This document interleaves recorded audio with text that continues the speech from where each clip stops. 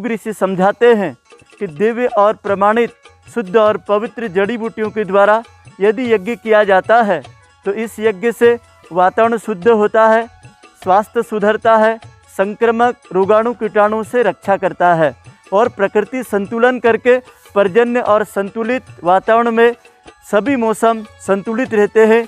जिस घर आंगन या देव स्थान पर यह जड़ी बूटियों के द्वारा यज्ञ होता है वह स्थान पर सुख, शांति, समृद्धि और पवित्रता का संचार होता है।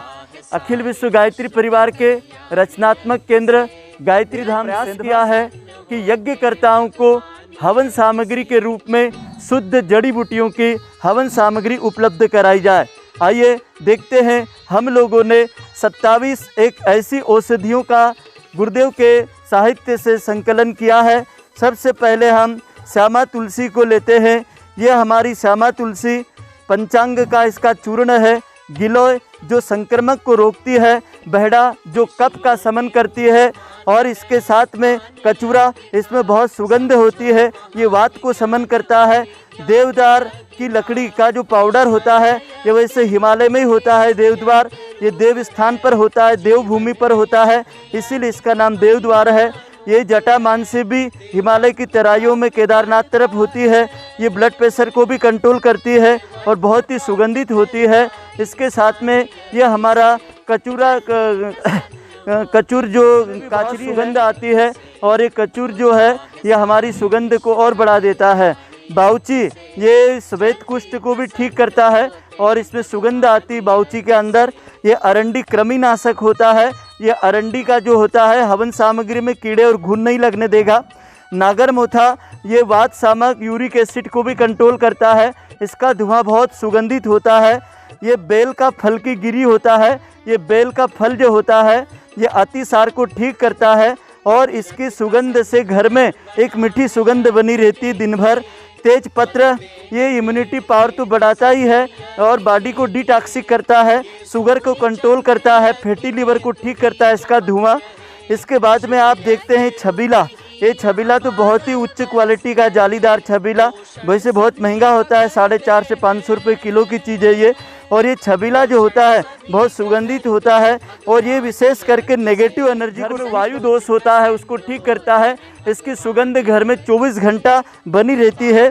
अब ये मूसक दाना जो होता है ये कफ का शमन करता है और ये मूसक दाना जो होता है इसका हवन सामग्री के अंदर जा करके पित्त को भी शमन करता है। पलाश के बीज ये पौरुष वृक्ष है, इसमें चंद्रमा और ब्रह्मा का वास होता है और ये पलाश का बीज का तेल ये आपके शरीर में जा कर के रोग प्रतिरोधक शक्ति बढ़ाता है, कफ का भी शमन करता है।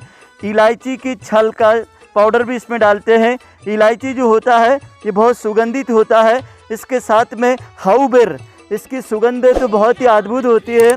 ये हाउबेर जो होता है इसको हम इस भाव से डालते हैं कि इसकी सुगंध से शांति मिलती है, माइग्रेन भी ठीक होता है। ये वन तुलसी ये हमारे जंगलों में बहुत होती है।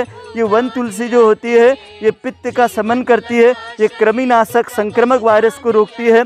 ये शुद्ध लाल चंदन का पाउडर, आजकल क्या होता है कि लोग लाल गेरू मिला देते हैं, ये शुद्ध है, मिलावट नहीं होती है। लाल चंदन पित्त का शमन करने वाला, रक्त को बढ़ाने वाला।